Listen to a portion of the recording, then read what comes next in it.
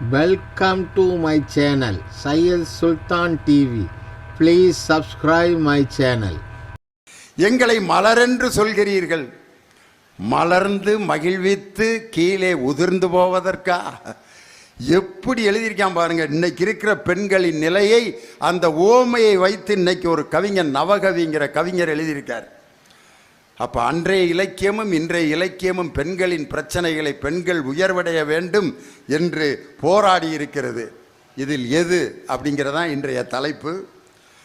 பெண்களை பெரிதும் பெருமைப்படுத்துவது இன்றைய இலக்கியம் அன்றைய இலக்கியமே என்ற அணியை துவங்கி வைத்து நம்ம பேராசிரியர் விஜயகுமார் உங்கள் பலத்த கரவொலியோடு மேடைக்கு வருகிறார். வாங்க.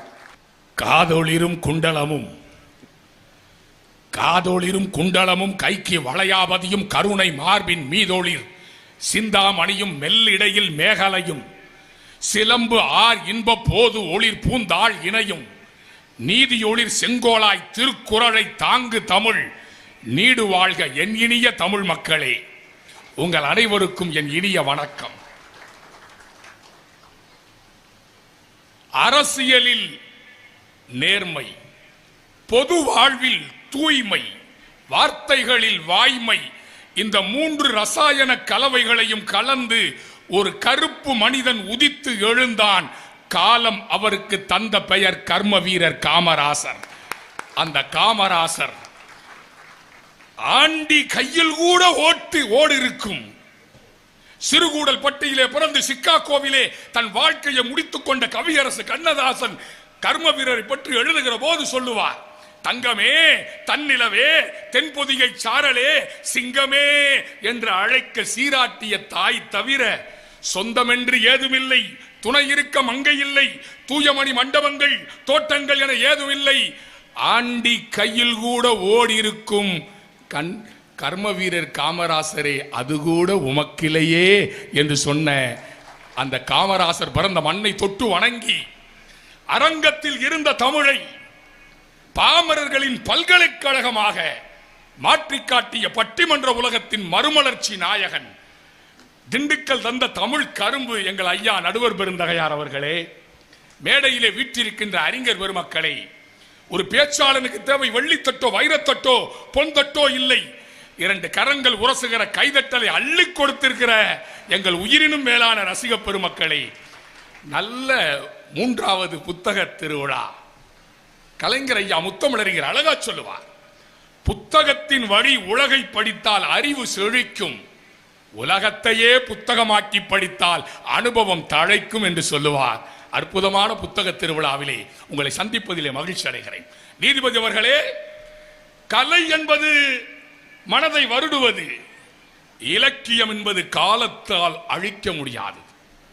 பிரபஞ்சன் என்கிற எழுத்தாளர் கலைஞர் ஐயாவிட்ட கேள்வி கேட்டு அனுப்புவார். அவர் கலைஞர் ஐயா கையெழுத்து பிரதியாக அந்த பதில் சொல்றப்போ சொல்றார், கலை என்பது என்ன, இலக்கியம் என்பது என்ன என்பதற்கு கலைஞர் ஐயா சொல்லுகிறார், மனதை வருடினால் அது கலை, காலத்தால் அழிக்க முடியாதது இலக்கியம். இன்றைக்கு இலக்கியம் அப்படி காலத்தால் அழிக்க முடியாதபடி இருக்கிறதா? அன்றைய இலக்கியம் எப்படி இருந்தது? அதியமான் பொன்னும் பொருளும் அவ்வைக்கு தரவில்லை, காலம் தாழ்த்துகிறான், அவ்வை பேசுகிறான். இன்றைக்கு அல்ல, 2ஆம் நூற்றாண்டிலே எத்திசை செல்லினும் அத்திசை சோரே. உன் பொருளை நீயே வச்சுக்கப்பா, போறேன். ஒக்கூர் மாசாத்தியார், பொன்முடியார், வெள்ளி குயத்தியார், வெள்ளி வீதியார், வெண்ணி குயத்தியார், ஆண்டாள், காரைக்கால் அம்மையார், எத்தனை 30க்கும் மேற்பட்ட சங்க புலவர்கள் வாழ்ந்த காலம் அந்த காலம். அது பொற்காலம் இல்லையா சார்? சொல்லின் செல்வன் என்று அழைக்கப்படுகிற அனுமனை வைத்து பெண்ணை போற்றுகிறார் கம்பன். சொல்லின் செல்வன் இல்லையா? சில மேடைகளில் சில பேச்சாளர் பேசுவாங்க, சொல்லின் எல்லாரும் செல்வர். அப்படி இல்லை, சொல்லின் செல்வர். சொல்லின் செல்வர் என்கிற பட்டம் பெற்ற அனுமனை வைத்துக் கொண்டு சீதையை புகழ்கிறார். அதுதான் அன்றைய இலக்கியம். சீதையை போய் தேடி பார்த்துட்டு அசோகவனத்திலிருந்து வந்து சொல்றார். அனுமன் பேசுகிறார் ராமனிடம், விற்பரும் தடந்தோள் வீர வீங்கு நீர் இலங்கை வெற்பில் நற்பெருந்தவத்தலாய நங்கையை கண்டேன் அல்லேன். இற்பிறப்பென்பதொன்றும் இரும்பொறை என்பதொன்றும் கற்பனும் பெயர்தொன்றும் களிநடம் புரிய கண்டேன் என்று சொல்லின் செல்வரால் புகழ்ந்ததுதான் அங்க அன்றைய இலக்கியம். ஆனா இன்னைக்கு என்ன அப்படி இருக்குதா? பட்டுக்கோட்டை பாட்டலாம் அன்னைக்கு எப்படி இருந்துச்சு? ஆடை கட்டி வந்த நிலவோ, நிலாவுக்கு கூட ஆடை கட்டி பார்த்தான் மிஸ்டர் இனியவன். என்ன உட்காந்து பத்திரம் எழுதிக்கிட்டு இருக்கீங்களா? கேட்குறாருல கேள்வி, அதுக்கு பதில் சொல்கிறத விட்டுவிட்டு 15 பேப்பரை வச்சு டாக்குமெண்ட் ரைட்டர் மாதிரி உட்காந்து எழுதிக்கிருக்கேன். ஆடை கட்டி வந்த நிலவோ, கண்ணில் மேடை கட்டி ஆடும் எழிலோ, குளிர் ஓடையில் மிதக்கும் அல்ல ஜாடையில் சிரிக்கும் இவள் காடு விட்டு வந்த மயிலோ, நெஞ்சில் கூடு கட்டி வாழும் குயிலோ, முகத்தில் முகம் பார்க்கலாம், விரல் நகத்தில் பவளத்தின் நிறம் பார்க்கலாம், பாவாடை தாவணியில் பார்த்த உருவமா. இன்னைக்கு எழுதுறான் பாட்டு.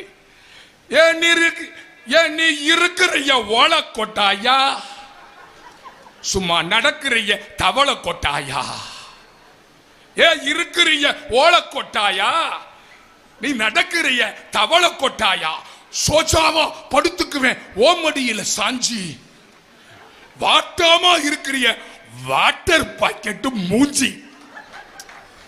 ஏன் ஒரு நல்ல பாட்டை இப்படி கடிச்சு குதறீங்க? ஏயா என் வாயை பிடுங்குற? நான் இந்த மாதிரி பாட்டெலாம் பாடக்கூடாதுன்னு இறுக்க வாயை பொத்தி வச்சிருக்கேன். பிட்டை எடுத்து கொடுக்குறாரு, நான் என்னதான் பண்றது? என்ன நீதிபதி வாட்டர் பாக்கெட் மூஞ்சி, இது வர்ணனையா? கம்பன் எழுதுகிறான், சீதையை வர்ணிக்கிற போது மதனர்க்கும் எழுத ஒண்ணா சீதை. மன்மதன் கூட தன் தூரிகையை எடுத்து ஒரு பெரிய ஓவியன் கூட சீதையினுடைய அழகை வர்ணிக்க முடியாது என்று ஒரு வரியிலே ஒரு தொடரிலே கம்பன் எழுதுகிறான். மதனர்க்கும் எழுத ஒண்ணா சீதை. வாட்டர் பாக்கெட் மூஞ்சி முற்போக்கு இலக்கியமா? நீங்க கூட அந்த பாட்டுக்கு சப்போர்ட் பண்றீங்க, நீதிபதிகள் ஜால்ரா அடிக்கிறீங்க. அதுல சொல்ற அந்த பாட்டுல மச்சாவா இனிக்கிறியே பஞ்சு மிட்டாயா, ஐயோ பஞ்சு மிட்டாயா, ஐயோன்னு வர்ணிக்கலாமாங்க? மையோ மரகதமோ மரிகடலோ மழை முகிலோ, ஐயோ இவன் வடிவென்பதோர் அழியா அழகுடையான், அது தமிழுங்க. நீதிபதி அவர்களே நல்ல கைத்தட்டுனா கூந்தல் வளரும். வைத்தியர் சொல்றாரு, நீங்க பாட்டுக்கு ஏதாவது தடுக்கி இருக்காதீங்க. பாவம் அங்கிட்ட ஒரு வழுக்க தலையா ஒருத்தர் உட்காந்து இப்படி தட்டுனவர் நிப்பாட்டி விட்டார். இனிமே இதுல வளர்ந்து என்ன வளகாரம் இருந்த என்ன அப்படின்னு. நீதிபதிகளே, பாரதியாருக்கு 11 மொழிகள் தெரியும். 11 மொழிகள் தெரியும். இனியவன் வந்து பதில் சொல்லணும். சோஜாவா படுத்துக்கிறேன் ஓமடியில சான். சோஜானா என்ன? சோஜான்னு ஒரு வார்த்தை இருக்குதா? ஏதாவது ஒண்ணு போட வேண்டியது வாய்க்கு வந்தத. அப்படிலாம் ஆராய்ச்சி பண்ணோம்னா விஜயகுமார், தமிழ் சினிமாவில் சில வார்த்தைகளுக்கெல்லாம் நீங்க எங்க உலகத்துல எந்த டிக்ஷனரியிலையும் கண்டுபிடிக்க முடியாது. நீதிபதி அவர்களே, பெண்ணினம் அற்புதமான ஒரு படைப்பு. பெண்ணிடம் வீட்டை கொடுத்து பாருங்கள், வீட்டை குடும்பமாக மாற்றி காட்டுவாள் பெண்.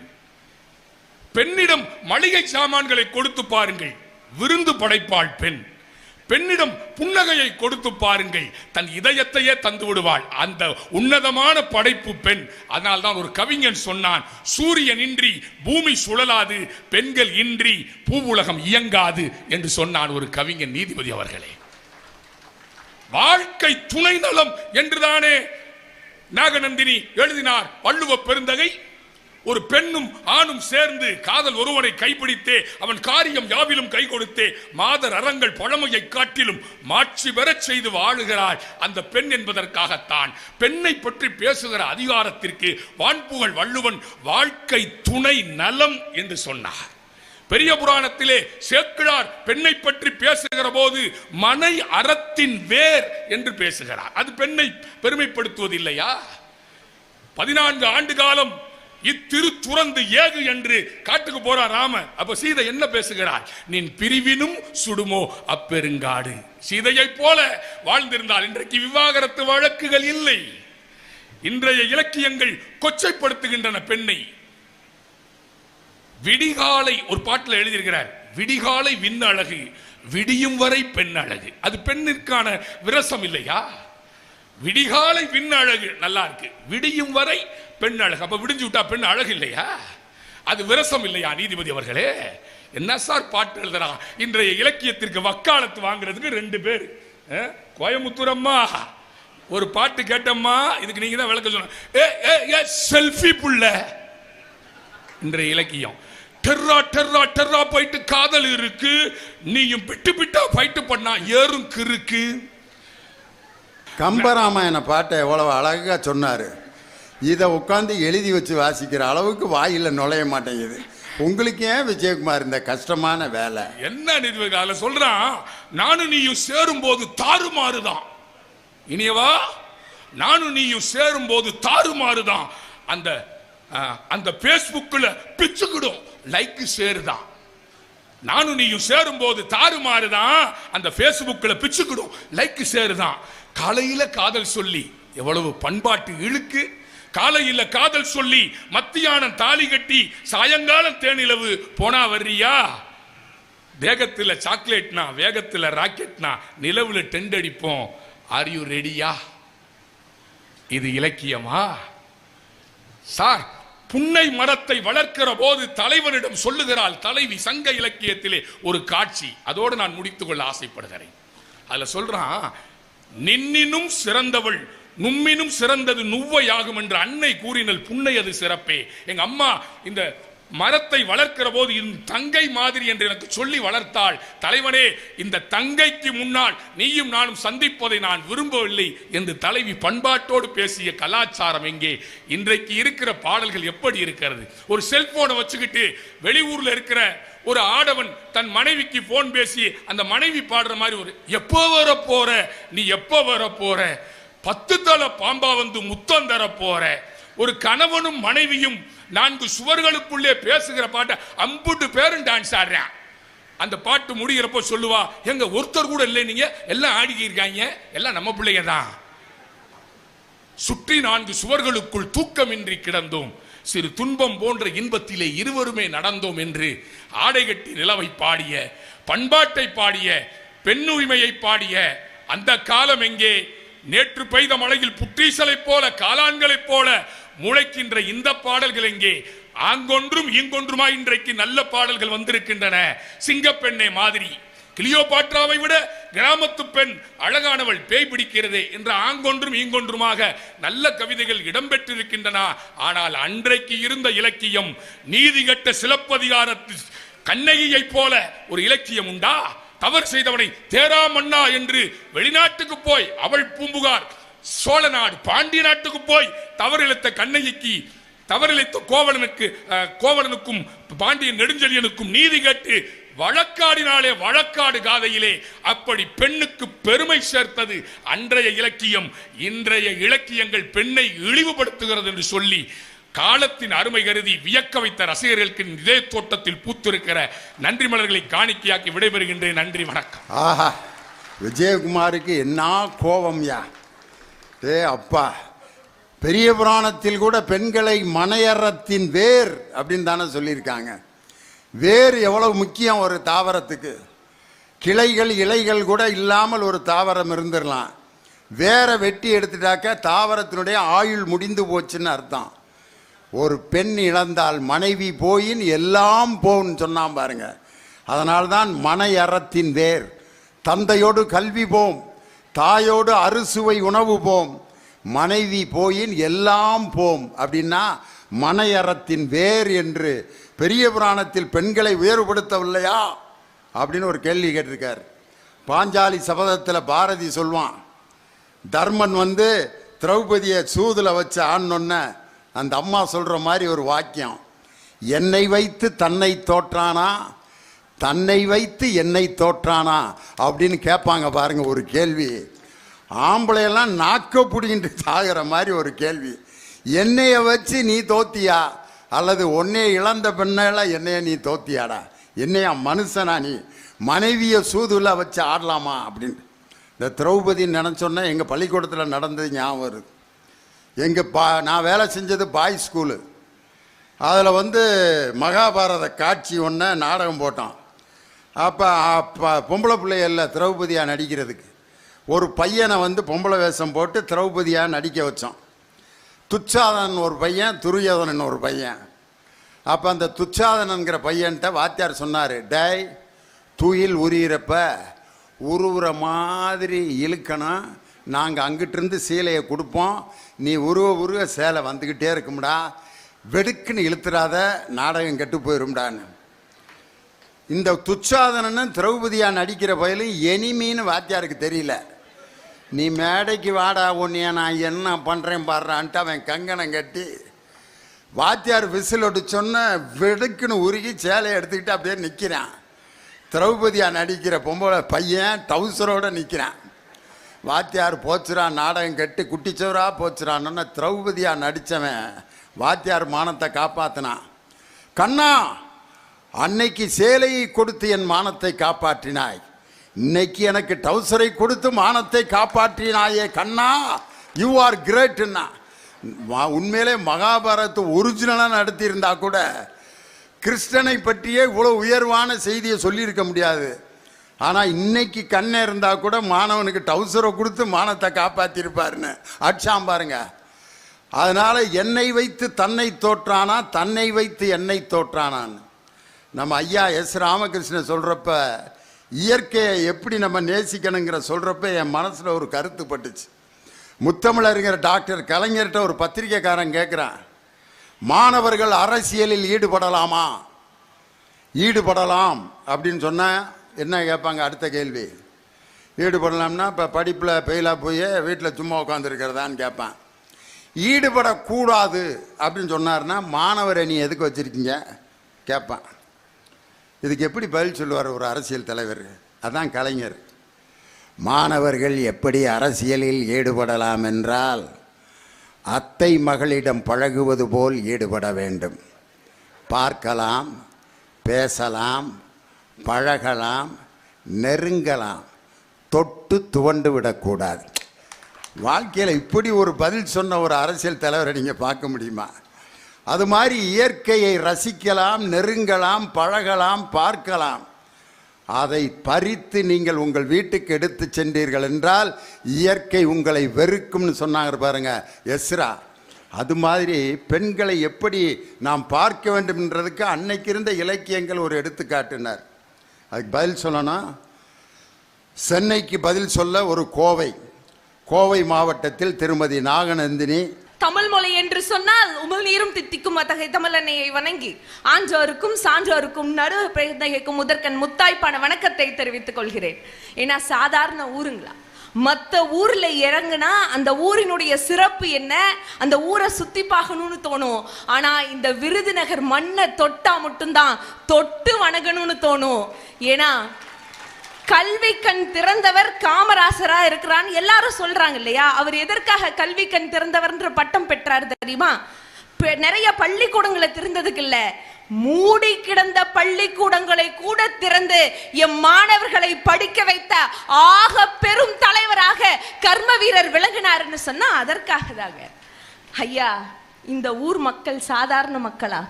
என்னதான் டிபார்ட்மெண்டல் ஸ்டோர் வந்தா கூட அண்ணாச்சி கடையில வாங்கி பலசரக்கு வீட்டுல அடுக்குனாதான் மனசு நிறைஞ்சிருக்குன்னு சொன்னா அத்தகைய மக்கள் எங்களுடைய விருதுநகர் மக்கள். உங்களை எல்லாம் வணங்கி எங்க விஜயகுமார் சாருக்கு என்ன பிரச்சனைனே தெரியலீங்க. என்ன தலைப்பு சொன்னோன்னு புரிஞ்சுதா இல்லைன்னு தெரியல. இல்ல இந்த பாட்டுல என்ன சொற்குற்றம் கண்டீர்களா இல்ல பொருள் குற்றம் கண்டீர்களா மிஸ்டர் விஜயன் சார் அவர்களே சொல்லுங்க. இல்ல வாட்டர் பாக்கெட் மூஞ்சி, அது வந்து வாட்டமா இல்லைங்க, வாடாம இருக்கிற வாட்டர் பாக்கெட் மூஞ்சி, அதாங்க அந்த பாட்டினுடைய அந்த வரி. இதுல என்ன இருக்கு? ஓலக்கட்டாயில இருந்தா கூடி பஞ்சு முட்டாயை சாப்பிட்டு கணவன் மனைவி 2 பேரும் ஒற்றுமையா இருக்கணும்னு கவிஞர் சொல்லியிருக்கிறார். அது மட்டும் கிடையாது, அந்த வாடாம இருக்கிற வாட்டர் பாக்கெட் மூஞ்சின்னு ஒரு வார்த்தை சொன்னாங்க இல்லைங்க, நீரின்றி அமையாத உலகுன்னு சொல்லி வள்ளுவர் சொல்லியிருக்கார். அப்போ பெண்ணின்றி அமையாத குடும்பம், இத ரெண்டையும் இணைச்சு அந்த கவிஞர் எழுதுனதுல உங்களுக்கு என்ன பிரச்சனை? அம்மா, அந்த பாட்டை எழுதினவர் கூட இப்படி சிந்திச்சு எழுதியிருக்க மாட்டாருமா. இனியவா எழுதி கொடுத்தியாக்க. நான் நினச்சேன் அப்பயே இவர் உட்காந்து எழுதிக்கிருக்கப்பயே சரி எழுதி ஏதாவது சொல்லிட்டாரு அங்கே வந்து. ஏன்னா இனியவன் கொடுக்க வேண்டிய விளக்கத்தை அவங்க கொடுக்குறாங்கன்னா அது எந்த பாட்டுக்கியா? நீரின்றி அமையாது உலகு. அதனால பெண் நீரை போன்றவள். அதனால்தான் வாட்டர் பாக்கெட் மூஞ்சி என்று ஒரு கவிஞன் எழுதியிருக்கிறான். ஆஹா, உண்மையில அந்த பாட்டை எழுதினவர் கண்டிப்பா உங்களுக்கு ஏதாவது ஒரு பாராட்டு பத்திரம் கொடுப்பாருமா. என்னைய காப்பாத்தினதே இந்த அம்மா தான். அப்படி உண்மையாலுமே அவருக்கு கோவம் தாங்க. செல்ஃபி புள்ள அவர் காலத்துல செல்ஃபி எடுக்க முடியல. அதனால எங்க முன்னாடி அந்த கோவத்தையும் காண்டையும் முழுசா மஞ்ச சட்டை போட்டு வந்து காமிச்சா நாங்கெல்லாம் பயந்துருவோம். அப்படியே வந்தோன்னா அப்படியே பட்டன்னு நிறைய பெண்களுடைய சங்க காலத்தில் இருந்த அந்த கவிதாயணிகளுடைய பேரையெல்லாம் சொன்னாரு. நான் விஜயகுமார் சாரை பார்த்து ஒன்று கேட்குறேன், இதெல்லாம் ஒரு சங்க காலத்துல நீங்க சொன்னீங்க, அதாவது ஒரு 2000 வருஷத்துக்கு முன்னாடி ஒரு 40 கவிதாயணிகள் இருந்தாங்க, நீங்க ஒரு 4-5 பேரை சொன்னீங்க. இடையில சார் அவங்கள காணாம போயிட்டாங்க. ஒரு 7ஆம் நூற்றாண்டுல காரைக்கால் அம்மையார் வந்தாங்க, 9ஆம் நூற்றாண்டுல ஆண்டாள் நாச்சியார் வந்தாங்க. அதுக்கப்புறம் பெண்கள் வெளியே வரவே இல்லை சார். எதனாலன்னா அவங்கள படிக்க கூடி வெளியே அனுப்பல. அவங்களுக்கும் கவிதை வராமல்ல, வந்திருக்கும். ஆனா வீட்டு சூழ்நிலையினால, அங்க இருந்த கஷ்டத்தினால அந்த அடுப்படையிலே அந்த கவிதையினுடைய திணுக்கு எல்லாம் போட்டு எரிச்சாங்கன்னு சொன்னா அந்த நிலை தான் உங்க காலத்தில் இருந்துச்சு. ஆனா அதை மாத்தி மாட்டை அடித்து வசக்கி தொழுவினில் மாட்டும் வழக்கத்தை கொண்டு வந்தே வீட்டினில் எம்மிடம் காட்ட வந்தார், அதை வெட்டி விட்டோம் என்று கும்மி அடின்னு என்னுடைய முண்டாசு கவிஞர் வந்து நின்று சொன்னதுக்கு அப்புறம் தான் அத்தனை பெண்களும் வெளியவே வர ஆரம்பிச்சோன்னு சொன்னா இங்கதான் சார் இந்த பெண்களுக்கான இலக்கியமே தொடங்குது. இங்க அப்படியே பயங்கரமா பேசிட்டாங்க. அப்படியே பெண்கள் கிட்ட கொண்டு போய் வீட்டை கொடுங்க, குடும்பமா மாத்திடுவாங்க, சாமான சட்டியெல்லாம் கொடுங்க, நல்லா சமைச்சு கொடுப்பாங்க. எத்தனை காலத்துக்கு தான் எங்களை சமைக்கிற பொருளாவும் வீட்டை அலங்காரம் பண்ற பொருளாவும் வச்சுட்டே இருப்பீங்க? இல்ல நான் கேட்கிறேன், எங்க எதுகிரி அப்படிங்கிறவர் பாரதியாரினுடைய ஒரு எதிர் வீட்டுல இருந்த ஒரு பொண்ணு. அந்த பொண்ணு ஒரு பாரதியாரினுடைய நினைவுகள்னு சொல்லி அபாரமா ஒரு புத்தகம் எழுதியிருப்பாங்க. அதுல ஒரு சம்பவம் வருது. ஒரு சின்னதா சொல்லிருந்தேன், பாரதி அவர்கள் ரயில்ல டிராவல் செஞ்சு போயிட்டே இருக்காங்க. அப்போ ஒரு ஆணும் பெண்ணும் கணவனும் மனைவி உட்கார்ந்து இருக்காங்க. அந்த மனைவி அப்படியே முக்காடு போட்டு குமிஞ்சு தலை நிமிராம அப்படியே உட்கார்ந்துட்டு இருக்கு. அப்போ ஒரு ஸ்டேஷன்ல அந்த ட்ரெயின் நிக்குது. கணவர் தண்ணி பிடிக்கிறதுக்காக வெளியே போயிடுறாங்க. அப்பதான் அந்த பொண்ணு நிமிந்து பாரதியை பார்த்து, எங்கிருந்து வரீங்க, உங்களுக்கு எவ்வளவு குழந்தைங்க, உங்க மனைவி என்ன பண்றாங்க, இதெல்லாம் கேக்குது. கேட்டு முடிச்சதுக்கு அப்புறம் கணவன் திரும்பவும் ட்ரெயின்ல ஏறினதுக்கு அப்புறம் உடனே தலையை குமிச்சு உட்கார்ந்துருச்சு. இந்த சம்பவத்தை எதிரிகிட்ட சொல்லிட்டு பாரதி சொல்றாரா, கேட்கணும் தோணிருச்சுல, அப்ப கேட்க வேண்டியது தானே, அது ஏன் இப்படி கேட்காம உட்கார்ந்துட்டு இருக்கணும்னு சொல்லும் போது எதுகிரி கேட்கிறா, அடிமைகள் தன் முன் பேசுவதை எஜமானர்கள் விரும்ப மாட்டார்கள் அல்லவா அப்படின்னு எதுகிரி சொன்னனே. அங்க பாரதி சொல்றார், பெண்கள் என்பவர்கள் அடிமைகள் கிடையாது எதுகிரி, ஆணுக்கு நிகராக வாழக்கூடிய வல்லமை படைத்தவர்கள்னு சொல்லி அப்ப எழுதுறாருங்க அவரு. புதுமை பெண்ணுங்கிற அந்த கவிதையை, நிமிர்ந்த நடை, நேர்கொண்ட பார்வை, நில உலகில் யாருக்கும் அஞ்சாத நெறிகளும் திமிர்ந்த ஞான செருக்கும் கொண்டதால் செம்மை மாந்தர்கள் திரும்புவதில்லையாம்.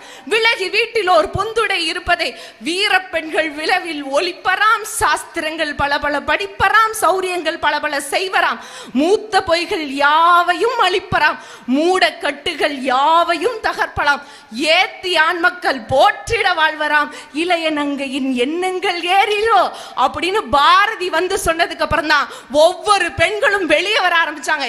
இது சார் இலக்கியம்னா. அதை விட்டுட்டு இன்னும் கம்பராமாயணத்தில் என்ன சொல்லியிருக்கிறாங்க, சிலப்பதிகாரத்தில் என்ன சொல்லியிருக்கிறாங்க, கோவலங்கிட்ட என்ன நடந்துச்சு, எத்தனை காலம் சார் இன்னும் இதையவே சொல்லிட்டு இருப்பீங்க, எனக்கு புரியல. நல்ல விஷயத்த சொல்லணும்ல. இல்லைங்க, இந்த அறம், அதாவது ஜெயமோகன் அவர்கள் நிறைய கதை தொகுப்பு எழுதினாங்க. அதுல முதல் அந்த கதையே வந்து அறம்ங்கிற கவிதை. ஒன்றும் பெரிய விஷயம் இல்ல. ஒரு எழுத்தாளர் ரொம்ப வறுமையில் இருந்தாங்க, அவங்க ஒரு கதை புத்தகத்தை எழுதுறாங்க. அன்னைக்கெல்லாம் வந்து நாட்டுக்கு உழைத்த நல்லவர்கள் அப்படின்னு சொல்லி ஒரு 100 புத்தகத்தை வெளியிடணும். அதாவது 3 நாளைக்கு ஒரு புத்தகமா. அவங்க வீட்டில் இருக்க கஷ்டத்தினால அந்த எழுத்தாளர் என்ன பண்றாங்க அப்படின்னு சொன்னா அவ்வளவு புத்தகத்தை எழுதிடுவாங்க. எழுதி முடிச்சுட்டு அந்த எழுத்தாளர் என்ன பண்றாரு, காசை எல்லாம் பதிப்பாளர்கிட்டே வச்சிருங்க, என் மகளுக்கு கல்யாணம் நடக்கும்போது வாங்கிக்கிறேன்னு சொல்லுவார். 100 புத்தகத்தையும் எழுதி முடிச்சிருவாருங்க. எழுதி முடிச்சோன்னா பதிப்பாளர்கிட்ட போய் காசு கேட்பாரு. அப்போ 3000 ரூபாய் அவருக்கு கொடுக்க வேண்டியது இருக்கும். உடனே பதிப்பாளர் யோசிப்பாரு, 3000 ரூபாய் எப்போ இது நடந்தது, 1950களில் நடந்தது. சுதந்திரம் அப்பதானே கிடைச்சிச்சு, அப்ப நடந்த விஷயம். அப்போ எதுக்கு 3000 ரூபாய் கொடுக்கணும், எவ்வளவு பெரிய தொகை, அதெல்லாம் கொடுக்க முடியாது, உனக்கு வெறும் 500 ரூபாய் தான் கொடுக்க முடியும்னு சொன்னே. அந்த புலவர் என்ன பண்றாரு, அந்த பதிப்பாளருடைய வீட்டுக்கு போய் அந்த மனைவியை பார்த்து, உன்னுடைய கணவர் இப்படி என்னை ஏமாத்திட்டாரு, என்னுடைய பெண்ணுக்கு கல்யாணம் வச்சிருக்கேன், அந்த காசை திருப்பி கொடுக்கணும், இல்லைன்னா நான் அறம் பாடிடுவேன் அப்படின்னு சொல்றாங்க. சொன்ன உடனே அந்த ஆட்சி என்ன பண்ணாங்க, அப்படியே அந்த பதிப்பாளரனுடைய அந்த கம்பெனி அந்த இடத்துக்கு முன்னாடி வந்து நின்று, சித்திரை மாச வெயிலுங்க, அந்த தார் ரோட்ல அந்த அம்மா உட்காந்துருச்சு. அப்படி உட்கார்ந்தோடனே கணவர்மார்கள என்னங்க கேட்பாங்க, உனக்கெல்லாம் இது தேவையில்லாத வேலை, வீட்டில் போய் உன் வேலையை மட்டும் பாரு, எழுத்தாளருக்கு என்ன காசு கொடுக்கணும்னு எனக்கு தெரியும் அப்படின்னு சொன்னோன்னே அந்த அம்மா அந்த ஆட்சி சொல்லிச்சு, கொடுக்க வேண்டியது, அதாவது புலவனுக்கு கொடுக்க வேண்டிய காசை கொடு, லட்சுமி இன்னைக்கு வருவா நாளைக்கு போவா, ஆனா சரஸ்வதி போனா 7 தலைமுறைக்கு வரமாட்டான்னு சொல்லி அந்த கணவனுக்கே அறத்தை சொல்லி கொடுத்தவள் ஒரு பெண் அப்படின்னு சொன்னா, நீங்க சொன்னீங்களே சிலப்பதிகாரத்துல, அந்த ஆட்சி ஒரு மன்னன் கிட்டதான் போய் நீதி கேட்டா, ஆனா தன்னுடைய கணவன் கிட்டயே நீதி கேட்டு புலவனுக்கான பணத்தை வாங்கி கொடுத்தவள் இன்றைய பெண்ணுன்னு சொல்லி ஒரு எழுத்தாளர் சொல்லியிருக்காருன்னு சொன்னா, இதை யோசிச்சு பார்க்க வேணாமாங்க. அப்புறம் வள்ளுவர் என்ன சொல்லியிருக்கார், எப்படியெல்லாம் பேசியிருக்கார். ஆமாங்க, வள்ளுவர் கூடி ஐயா எங்களுக்கு ஒரு ஓரவஞ்சனை தான் பண்ணியிருக்கார். ஏதாச்சும் ஒரு விஷயம் நீங்க கற்பு நெறியோடு இருக்கணும், மக்கள் பேரோட வாழணும், குடும்ப நலத்தோட இருக்கணும், இதே மட்டும்தான். அதாவது ஈன்ற பொழுதிலும் பெருந்தூக்கம் தன் மகனை சான்றோன் என கேட்ட தாய், அதுவும் ஆணுக்கு தான். தந்தை மகர் காற்றும் உதவி, அதுவும் ஆணுக்கு தான். ஆனா ஒரு பெண் பிள்ளை பிறந்தா எப்படி இருக்குன்னு சொல்லியிருப்பாங்க. அதாவது ஓடி வருகையிலே உள்ளம் குளிருதடி, ஆடி திரிதல் கண்டால் உன்னை போல் ஆவி தழுவுதடி, உச்சிதனை முகர்ந்தால் கர்வம் ஓங்குதடி, மெச்சி உன்னை ஊரார் புகழ்ந்தால் என் மேனி சிலுக்குதடின்னு சொல்லி ஒரு தந்தை ஸ்தானத்திலிருந்து பாரதி அந்த பிள்ளைகளை கூப்பிட்டதுதான் இன்னைக்கான பெருமைன்னே சொன்னா அதை யோசிச்சு பார்க்கணுங்க. அதாவது நிறைவா ஒரு விஷயம் சொல்றேன். பாரதிதாசன் ஐயா இன்னைக்கு கல்யாணம் பண்ணி கொடுக்குற பெண்களுக்கு இந்த 2 புத்தகம் கொடுத்தா போதும் ஐயா. ஒன்று இருண்ட வீடு, இன்னொன்று குடும்ப விளக்கு. அந்த 2 புத்தகம் வாழ்க்கைனா என்னன்னு ஒரு குடும்ப தலைவிகளுக்கும் அது சொல்லி கொடுக்கும். உடனே வந்து நீங்க சொல்லலாம், நீங்களும் குடும்பத்தை பத்தி தானே பேசுறீங்க, உங்க ஔவையார் என்னங்க சொன்னாங்க, தையல் சொல் கேளேல் அப்படின்னு தான் சொன்னாங்க. ஆனா ஒரு பெண் வீட்டுல சரியா இருந்தா அந்த குடும்பம் பல்கலைக்கழகமாகும். ஆனா ஒரு பெண்ணினுடைய கடமைகளை அவ தவறிட்டா அந்த வீடு 2 வீடாயிரும்னு பாரதிதாசன் சொல்லி, ஒரு பெண்ணுங்கிறவ எப்படி இருக்கணும்னா உடலை பாதுகாத்து வச்சுக்கணும், தன்னுடைய உடம்பை ஆயுதமா அவ பயன்படுத்தணும். இந்த நெலிஞ்சு குளிஞ்செல்லாம் இருக்கக்கூடாது. அதாவது ஆசைக்கு வாசமலர் சூடுவதும் ஆடவரை சேவித்து இருப்பதும் அஞ்சுவதும் கெஞ்சுவதுமாக இருக்கும் மகளிர் குலம் மானுட வகுப்பினிலே வலுவற்ற ஒரு பகுதி என்னன்னு பாரதிதாசன் பேசி, அப்ப பெண்கள் எப்படிங்க இருக்கணும் அப்படின்னா, அதாவது ஒரு மகளிர் ஒரு பெண் படிச்சாங்க அப்படின்னா அவங்களுக்கான கல்வி அறிவும் ஒழுக்கமும் இருந்துச்சு அப்படின்னு சொன்னா மருத்துவம் வேண்டாம், அந்த வீட்டில் மூப்பு பிணி இல்லை. அதே மாதிரி ஒரு பெண் அரசியலை கைப்பற்றி ஆண்டாள் என்று சொன்னால் அந்த மாநிலத்தில் போர் இல்லை, சங்கடம் இல்லை அப்படின்னு சொல்லி பாரதிதாசனே சொல்லியிருக்காருன்னு சொன்னா, நிறைவா தெய்வம் தொழாள், தொழுகளென தொழுவாள், மெய்யென பெய்யென பெய்யும் மழை அப்படின்ற ஒரு திருக்குறள் இருக்கா? அதுக்கு பொருள் என்னங்க? பொதுவா எல்லாரும் சொன்ன விஷயம், நம்ம ஒரு மனைவியாகப்பட்டவள் பத்தினியாக இருந்து ஏகபத்தினி விரதியாக இருந்து கணவன் என்ன சொல்றாரோ அந்த கடமையெல்லாம் செஞ்சு அப்படி இருந்தா மழை பெய்யினா பெய்யும் அப்படின்னு தான் சொன்னாங்க. ஆனா முத்தமிழறிஞர் கலைஞர் அவர்கள் தான் சொன்னாரு, ஒரு மனைவி அப்படிங்கிறவ கணவரை தன்னுடைய எஜமானனா நினைச்சு, கடவுள் விட உயர்வா நினைச்சு, அவ ஒரு கணவன் சொல்ற கட்டளையை எப்படி கட்டுப்படுவா அப்படின்னு சொன்னா, பெய்யணும்னா மழை எப்படி பெய்யுமோ அந்த மாதிரி தன்னையும் அடிமையா பாவிச்சு போய் வேலை செய்வா. அதை நீங்க செய்யாதீங்க. அதனாலதான் உங்களுக்கு இத்தனை நல்ல திட்டங்களை, உங்களுக்கு சொத்துல சம உரிமையிலிருந்து பெண்களுக்கான முன்னுரிமையை முத்தமிழறிஞர் டாக்டர் கலைஞரையா கொண்டு வந்தார் அப்படின்னு சொன்னா அதை யோசிச்சு பார்க்கணுங்க. புறநானூற்றை பத்தி நீங்க சொல்லுவீங்க, அதை பாடலா இயற்றி காமிச்சது எங்களுடைய கலைஞர் ஐயா அவர்கள் தான். அதான் சொல்லுவார், நான் முத்துக்குமார் அவர்கள், மகளை பெற்ற அப்பாவிற்கு தான் தெரியும் முத்தம் காமத்தில் கலந்ததல்ல அப்படின்னு சொல்லி. அது எல்லாத்துக்கும் மேல தாமரை அப்படிங்கிற ஒரு பாடலாசிரியர். எத்தனையோ ஆண் பாடலாசிரியர்கள் இருந்தாலும் ஒரு ஆங்கில கலப்படம் கூட செய்யாமல் இன்று வரை கோலோச்சி நிக்கிறாங்கன்னு சொன்னா இன்றைய இலக்கியத்துக்கு இதெல்லாம் சான்றா விளங்கிட்டு இருக்குங்க.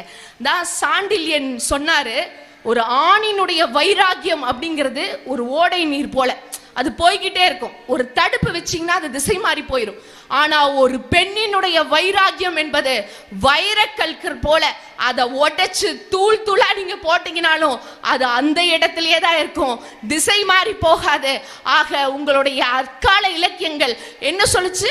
ஒரு பெண்ணுன்னா அப்படி நளினமா இருக்கணும், ஒரு பெண்ணுன்னா அமைதியா இருக்கணும், ஒரு பெண்ணுன்னா கணவனை நாடிதான் இருக்கணும் அப்படின்னு சொன்னது உங்க இலக்கியம்.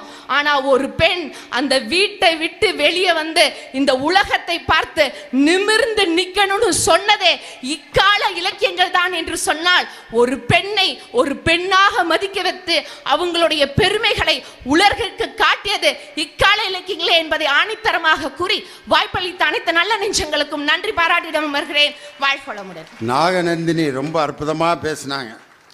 ஒரு காலத்துல பெண்கள் எப்படி இருக்கணும்னா குனிஞ்சதில் நிமிராம நடந்து போகணும். அந்த பாப்பா ரொம்ப அமைதியாக இருக்கான், அடக்க ஒடுக்கமான பிள்ளை. குனிஞ்சதில் நிமிராமல் வரும் ரோட்டில். இந்த விருதுநகர் மெயின் ரோட்டில் ஒரு பிள்ளை குனிஞ்சதில் நிமிராமல் நடு ரோட்டில் போச்சுன்னா லாரியில் அடிபடி சாக வேண்டியதுதான். ஒரு காலத்தில் குனிஞ்சதில் நிமிராமல் நடப்பது பெண்ணினுடைய இயல்புன்னு இருந்துச்சு. படிதாண்டா பத்தினி பேர் வச்சிருக்கான் பாருங்க. வீட்டு படியை தாண்டக்கூடாதான். அப்பன்னா என்ன அர்த்தம்னா வீட்டுக்குள்ளேயே வச்சிருந்திருக்கான். இதை பார்த்து தான் பாரதி சொன்னான், வீட்டுக்குள்ளே பெண்ணை பூட்டி வைத்தோம் என்ற விந்தை மனிதர் தலை கவிழ்ந்தார், ஏட்டையும் பெண்கள் தொடுவதில்லை என்று எண்ணி இருந்தவர் மாய்ந்து விட்டார்னா. வீட்டுக்குள்ளேயே இருக்கணும், படியை தாண்டக்கூடாது. படியை தாண்டாமல் இருந்திருந்தா இன்னைக்கு மேடம் வந்து எக்ஸிக்யூட்டிவ் இன்ஜினியர் ஆகியிருப்பாங்களா? இன்னைக்கு இப்போ 26 மாவட்டங்களில் பெண்கள் மாவட்ட ஆட்சித்தலைவர்களாக தமிழகத்தில் இருக்காங்களே. இந்தியாவில் வேற எந்த மாநிலத்திலையும் 38 மாவட்டத்தில் 26 மாவட்டத்தில் பெண்கள் ஆட்சித்தலைவர். படிதாண்டாமல் இருந்திருந்தா என்ன ஆயிருக்கும்? அன்னைக்கெல்லாம் நம்மளுக்கு 1ஆம் கிளாஸில் என்ன பாட்டியா சொல்லி கொடுத்தாங்க? தோசை அம்மா தோசை, அம்மா சுட்ட தோசை. ஏன் அப்பா சுடக்கூடாதா? அப்பயே பதிய வச்சுட்டான், தோசை அம்மா தான் சுடணும். தோசை அம்மா தோசை, அம்மா சுட்ட தோசை. அது எப்படி சுடுறான்ட்டு காம்போசிஷன் வேற. அரிசி மாவும் உளுந்த மாவும் கலந்து சுட்ட தோசை, சொய் சொய் என்று நெய் ஊற்றி சுட்டெடுத்த தோசை. பங்கு எப்படி பிரிக்கிறாங்க பாருங்க. அப்பாவுக்கு 4, அம்மாவுக்கு 3, அண்ணனுக்கு 2, பாப்பாவுக்கு 1. எவ்வளவு திமிர் இருந்தா இப்படி பிரிச்சிருப்பேன். ஏடா அப்பாவுக்கு 4ங்கிறது யாருக்கு எவ்வளவு தேவைப்படுதோ கொடுத்துருப்பா. வீட்டில் சும்மாவே உட்காந்துருக்க அப்பா 4 திங்கணுமா? மாவை ஆட்டி கஷ்டப்பட்டு தோசைக்கல் அது எப்படி இருக்குன்னு பதமாக சுட்டு சட்னி 3 வகை சட்னி ஆக்கி கொண்டு வர்ற அம்மாவுக்கு 3, வெளியில் கிரிக்கெட் விளையாண்டு வர்ற அந்த பயலுக்கு 2, அந்த அம்மாவுக்கு ஒத்தாசையாக வேலை செய்கிற பாப்பாவுக்கு 1. ஏமண்டா இதை பிரித்து கொடுத்தது? இந்த பாக பிரிவினை யார் பண்ணது? அப்போ அன்னைக்கே பெண்களுக்கு தோசையிலேயே இவ்வளவு பாரபட்சம் காட்டியிருக்கானே, இவனை சும்மா விடலாமா? தோசை ஆம்பளைகளுக்கு சுடவா தெரியாது? நீங்கள் ஹோட்டல்களில் போய் பாருங்கள், உள்ளுக்க கிச்சனில் போய் பாருங்களேன், ஆம்பளை தான் தோசை மாஸ்டர். ஒரு விளக்கமாறு ஒன்று வச்சுருப்பாங்க, எண்ணெய் விளக்கமாத்தில் எண்ணெய் தொட்டு சுடுறது ஆம்பளை மட்டும்தான். அப்படி சுட்டு தத்தன்னு இவ்வளோ பெரிய கல் ஒரே நேரத்தில் 6 ஸ்பெஷல் போடுவான் பாருங்க. ராக்கெட் ரவா 1 கரண்டி மாவு அள்ளி இந்த அப்படி சுருட்டி எடுத்து அப்படியே ராக்கெட் ரவா பொன் நிறத்தில் இருக்கான். ஆனால் அப்படி ஹோட்டலில் சுடுற அந்த ஆள் வீட்டுக்கு வந்தோன்னே, ஏய் தோசை ஊத்துறியே, அங்கே ஊத்துனீல இங்கே வந்து ஊத்துனா என்ன?